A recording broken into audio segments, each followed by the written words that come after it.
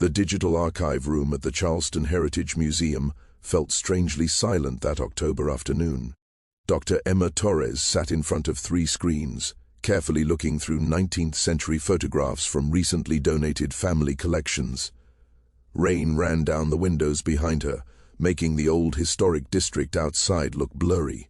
She had already checked 47 pictures that day when she came to one labeled simply 2 women. Charleston residence, 1888. The photograph showed a fine parlor with fancy wallpaper and thick curtains around a window. 2 young women sat close together on a soft couch. Both wore stylish dresses from the late 1880s, with high collars, tight bodices, and fancy sleeves. The woman on the left looked to be in her early 20s, white, with light hair pinned up in the Gibson girl style that would soon become very popular. Her dress was darker, maybe deep blue or burgundy, with delicate lace at the neck. She sat very straight, hands neatly folded in her lap, her face calm and sure. The woman on the right was black, about the same age, wearing a lighter dress, perhaps grey or pale green, just as well made and fashionable. Her hair was styled the same way, pulled back neatly. She sat with her hands in her lap too, but her body looked a little stiffer and her smile seemed more careful. Emma started the high-resolution scan and noticed how clear and sharp the original print was. The photographer had been very skilled. The light was perfect, the focus exact, and the picture balanced nicely.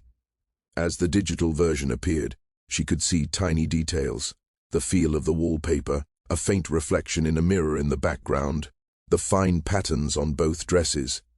She zoomed in slowly, first on their faces. Both women stared straight at the camera with the steady, wide-eyed look people had in old photos that needed long exposure times. Then she looked at their clothes, seeing how fine and formal they were. These were not everyday dresses, they were for a special moment. When Emma zoomed in on the black woman's hands, resting gently in her lap, her breathing stopped. There, on the left wrist, partly covered by the sleeve but clear in the sharp scan, was a round scar, impossible to mistake. Emma had seen marks like that before in pictures of people who had once been enslaved. She knew right away what made that kind of scar. Emma sat frozen, staring at the enlarged picture on her screen. The scar was about an inch wide, a band of paler skin circling the wrist like a bracelet. The edges were sharp, the kind of lasting mark left by metal cuffs worn for a long time. She had studied photos from plantation records before, and seen records of slavery's cruelty, but those were always labeled and explained. This photo was different. It showed 2 women sitting together comfortably, dressed almost the same, looking like friends or companions. Yet one carried clear proof of past chains. Emma checked the donation papers again. The photo came from the estate of Mrs. Virginia Ashford, who passed away 6 months earlier at 93. The donation included boxes of family pictures, papers and documents going back to the 1780s. This picture was in an album marked Family Portraits, 1880s to 1900s. No names were written. No details about who the women were or who took the picture, just the year, 1888. Emma did the quick math. The 13th Amendment ended slavery in December 1865. This picture was taken 23 years later. The woman would have been born around 1863 or 1864, maybe during the last years of the Civil War, perhaps born into slavery, perhaps born free, depending on the exact place and time. But that scar told a harsher truth. Marks like that did not come from one event. They grew slowly from iron shackles or handcuffs worn again and again. Even if she had been born free, she had been held in chains at some point in her life. Emma zoomed back out to see both women together again. They sat very close on the couch, almost touching, wearing similar fine clothes, in a warm home setting. Everything pointed to closeness and ease. This was not the usual photo of a mistress and servant, posed with obvious distance and rank. They looked like equals. What was the real connection between these 2 women? Why were they photographed like this? And how had no one noticed or asked about the scar on one woman's wrist in 136 years? Emma saved several very clear copies of the image and started writing an email to Dr. Marcus Webb, a friend and expert in African American history in the South after the Civil War. She needed more knowledge than she had. This picture held hidden truths that needed careful study. Dr. Marcus Webb came to the museum the next morning. His usual lively manner was quiet after Emma sent him the photos the night before. They met in the conservation lab, where Emma had the picture shown large on a big screen, with the close-up of the wrist scar easy to see. Marcus leaned in, studying it quietly for almost a minute before he spoke. Charleston, 1888. Do we know anything more about where it came from besides the family donation? Emma showed him the paperwork. The Ashford family. They've lived in Charleston since before the American Revolution. The donation had lots of papers, land records, business papers, letters, everything. I haven't looked at most of it yet. I only found this picture yesterday. Marcus nodded slowly, eyes fixed on the image. That scar is surely from shackles or handcuffs. Look at the even width, the way it goes all the way around. That matches iron restraints worn for a long time, probably when she was still growing, in childhood or teenage years. But this is 1888, Emma said. 23 years after slavery ended legally. Legally, yes, Marcus replied. But the real world was much more complicated. He pulled up a chair, ready to explain as he always did, clear and full of detail. After the Civil War, many people who had been enslaved stayed on the same plantations or in the same houses where they had lived in bondage. Sometimes they chose to because they had no other place, no money, no family elsewhere.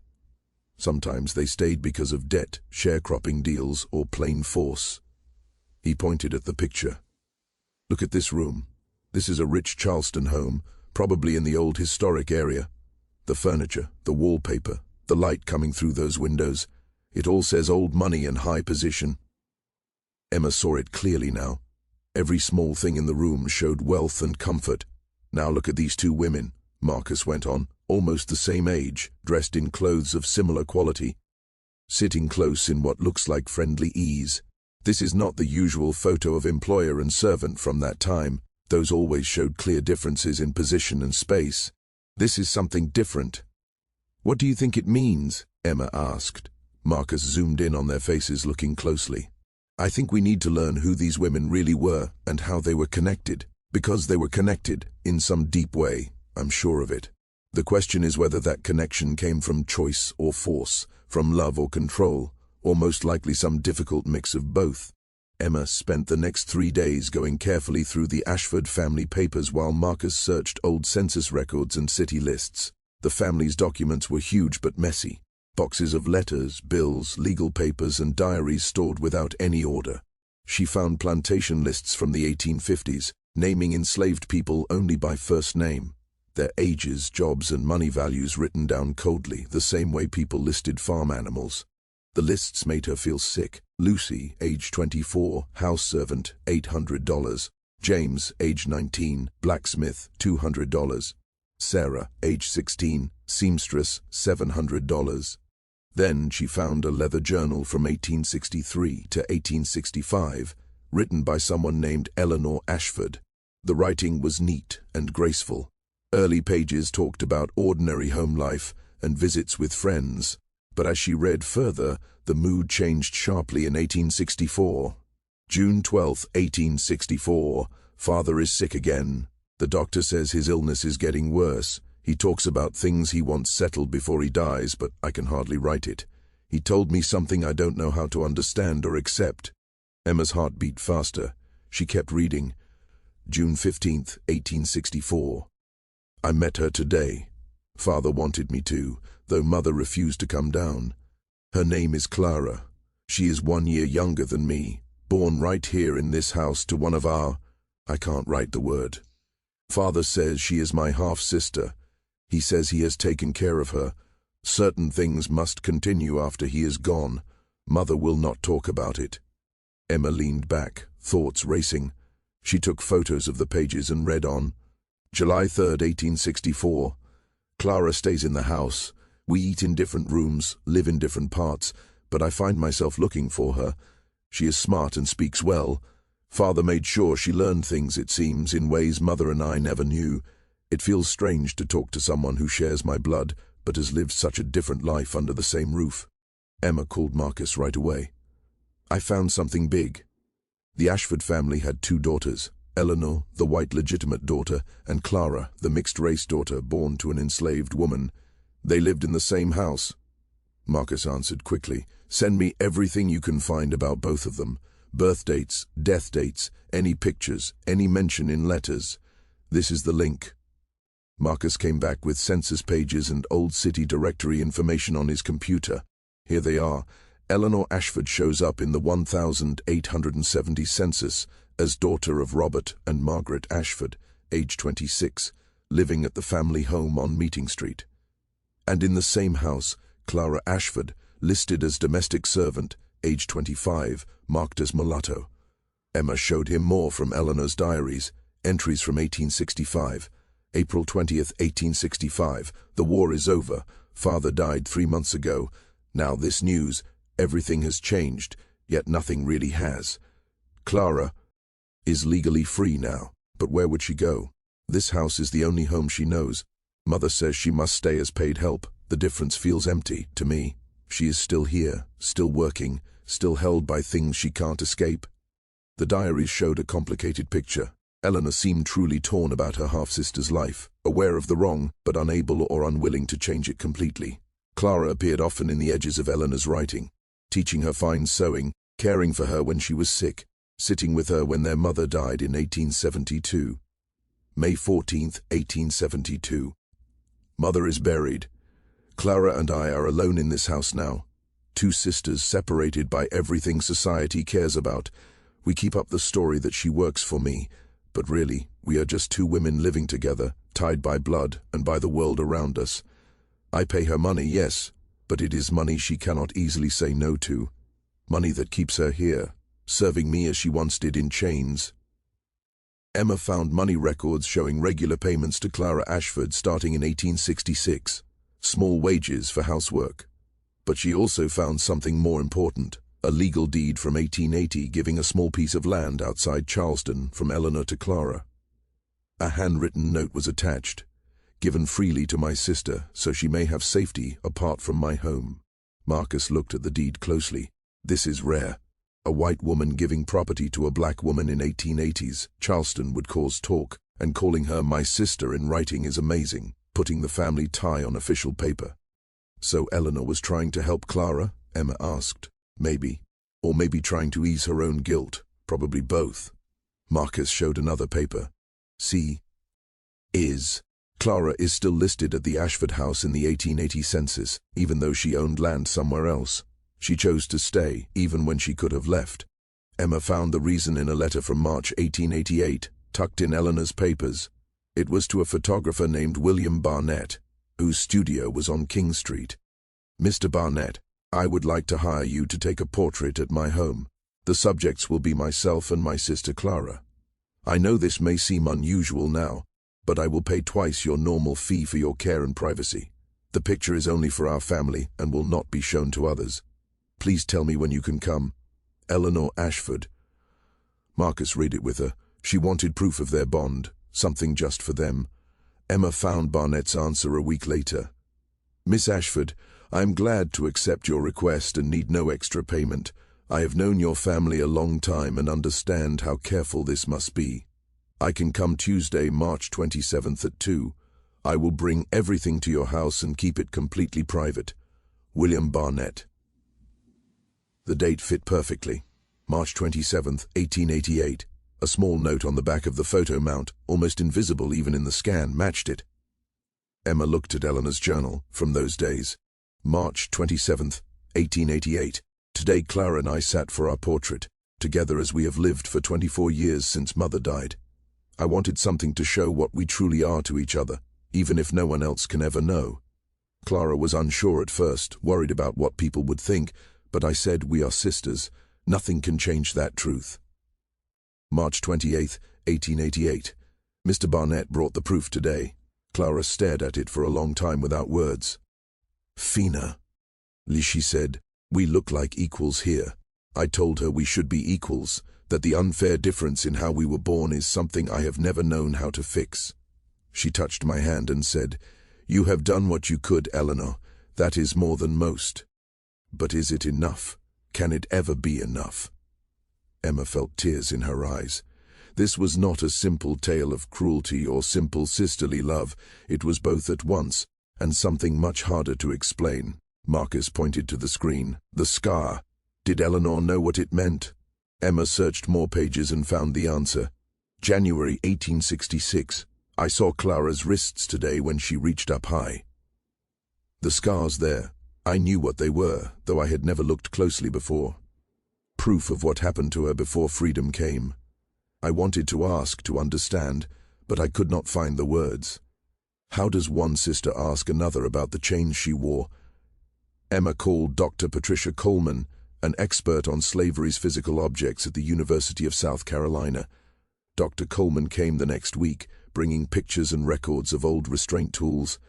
Shackles and handcuffs leave very particular scars, Dr. Coleman said, looking at the close-up of Clara's wrist. The round shape, the even width, the slight dip in the skin, these match iron cuffs worn many times, probably during her teenage years. Emma showed more from Eleanor's journals. March 1864. Father told me Clara, though his daughter, could not be named as such while slavery lasted. She was listed as mother's property, legally enslaved even though he was her father. He kept her in the house, had her taught in secret, but sometimes, when visitors came or his overseer was around, errands had to be kept. At those times, Clara had to be, I cannot write it plainly, restrained like any other enslaved person to keep up the lie. Dr. Coleman looked serious. This happened more than people admit in cases where enslaved people were related by blood to their owners. The contradiction was huge. They might get better treatment in private, learning, good clothes, a room in the house, but still face the tools of slavery when it was needed to keep up appearances or control. So Clara was chained even though she was his daughter? Emma asked. Yes. The law saw no family tie between enslaved people and owners, even when everyone knew the truth privately. Clara was property until 1865, no matter what her father felt or arranged in secret. Marcus had been reading quietly. Here's something else. Robert Ashford's will, written November 1864, 2 months before he died. He made special plans for Clara. She was to be freed right after his death, given money, and Eleanor was told to look after her and let her stay in the house as family. But he did not free her while he lived. Why not? Emma asked. The will hints he feared what people would say. Freeing and naming her would hurt Eleanor's future, her chance to marry well, her place in society. So Clara stayed enslaved, wearing those cuffs when needed, until her father died in January 1865, just months before the war ended and freedom came for everyone. Dr. Coleman pointed back to the photo. Notice how she holds her hands. They are in view, resting in her lap, the scarred wrist partly showing. That was her decision. She could have hidden her hands in her dress or turned them away. She chose to let the mark stay visible. Emma understood. The photo was more than a picture. It was proof, a statement, a witness. Marcus had followed Clara's life through old city lists, tax papers, and church records.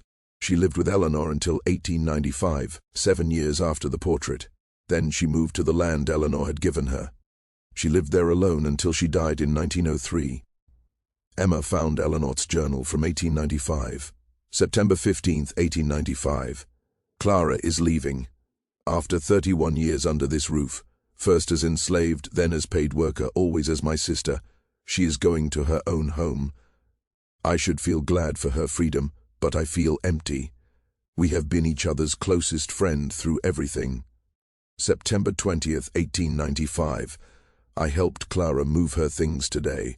So few belongings after a whole life, but she has her books, her sewing, her independence. She hugged me before she left and said, "You gave me what you could, Eleanor." I see that now. We were both caught by the world we were born in. I wanted to say I could have done more, should have done more. But maybe she is right. Maybe we both did what we could inside the limits we faced. Emma found records of Clara's small house and land. She turned it into a good garden. Tax papers listed her as a dressmaker from 1896 to 1902, Clara Ashford, dressmaker. But Eleanor and Clara stayed connected. Eleanor's account books showed regular payments to C. Ashford for sewing, much more than one woman's clothes would need. A few letters between them survived, polite but warm. Dear Eleanor, thank you for the order for Mrs. Harrison's trousseau. The work keeps my hands busy and my thoughts calm. I hope you are well and the spring rains have not hurt your garden like they hurt mine. Your sister Clara. Dearest Clara, I am sending more fabric and thread. Please make yourself a new dress for church. Something green that looks so nice on you. Think of it as payment for the trousseau work, though we both know I pay too much as always. I miss our evening talks. Your sister, Eleanor. Marcus found Clara's death record from April 1903. Caused pneumonia, age 64. The person who reported it was Eleanor Ashford, who had been with her at the end. Eleanor's journal from that time said, April 8, 1903. Clara is gone. I held her hand as she left, those scarred hands that worked so hard and carried so much. At the end she said, we were sisters, Eleanor. Whatever else happened, that was always true. Yes, sisters, tied by blood and by all the hard truths we lived. Emma traced how the photo stayed in the family for over 100 years. Eleanor had no children. When she died in 1911, everything went to a nephew, Robert's son from an early marriage that ended when his wife died young. The nephew, also named Robert, took the house and all its things, including Eleanor's private papers and photos. Through the years, the picture stayed in family albums, its meaning slowly forgotten. By the time it reached Virginia Ashford in the mid-20th century, it was just an old family photo with no names or story attached. Emma reached out to Virginia Ashford's granddaughter, Rebecca, now living in Atlanta. Rebecca came to the museum and looked shaken when she saw the large image and read the research Emma and Marcus had put together. I never knew, Rebecca said softly, staring at Clara's face.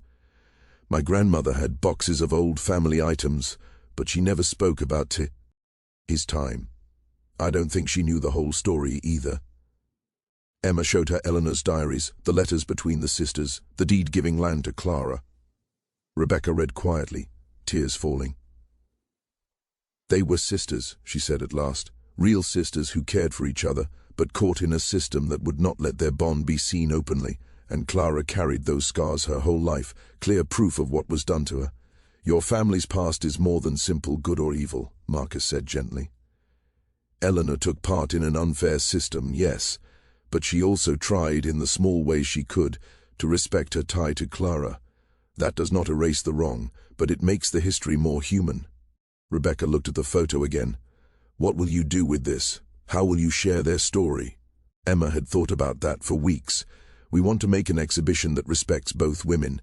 It will not turn their story into only cruelty or only love, but show the real difficult truth of how slavery and its long shadow-shaped families and lives. Rebecca nodded slowly. Yes, tell the full truth. That is what they both deserve. 4 months later, the Charleston Heritage Museum opened an exhibition called Sisters in Blood and Bondage, the Ashford family portrait.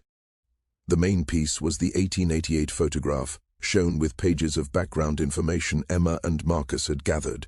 The main text read, in March 1888, 2 women sat together for a portrait in a Charleston home.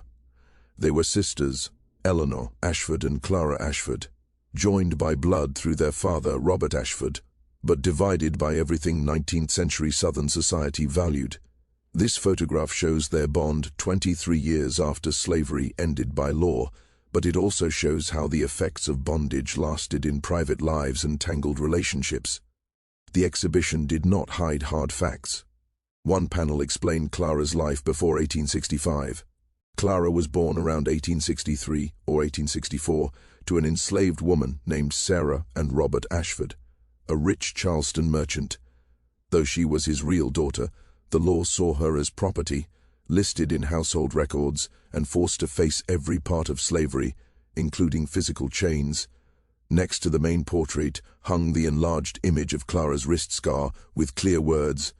This round scar on Clara's left wrist matches iron handcuffs used to hold enslaved people. Such marks grew slowly from repeated use of shackles, usually in teenage years. That Clara chose to let her hands stay visible in this portrait, allowing the scar to appear, suggests the photo meant more than just a picture. It was her witness.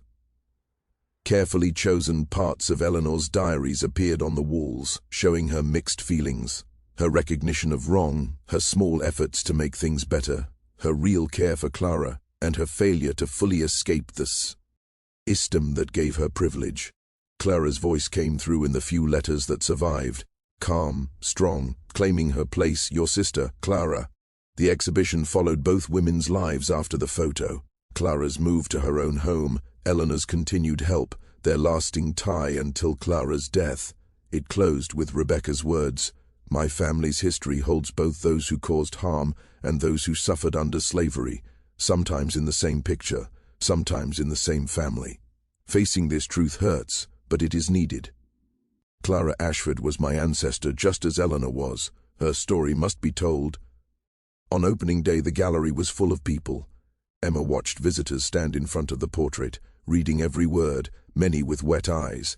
She heard quiet talks, people sharing their own family pasts, the hard truths they were still finding. An older black woman stood a long time before Clara's image, then said to the person with her, "She is looking straight at us through all these years, saying, 'This happened, don't forget it happened.' That scar on her wrist is her proof." Emma felt the weight of those words. Clara had left her testimony, in the scar she did not cover, in the photo she agreed to take, in the calm strength she showed sitting beside her half-sister, despite everything that separated them. The photograph now stays in the museum's collection, no longer without a name but fully explained, telling a story that belongs to two women in Charleston in 1888, but also speaks for many unheard stories about how slavery changed families, bonds, and lives long after it was legally gone. As the evening went on, Emma stood next to Marcus, both watching people connect with the story they had uncovered. "Do you think we treated them fairly?" Emma asked softly. "Both of them?" Marcus thought for a moment. "We told the truth as completely as we could find it. We showed Clara as a whole person, not only someone who suffered. We showed Eleanor's part in the system and her conscience. We didn't make it simple or clean. Yes, I think we honored them both." The museum lights shone softly on the glass that protected the 136-year-old photograph. Eleanor and Clara sat side by side forever, two sisters joined by blood and divided by history. Their difficult truth was finally told.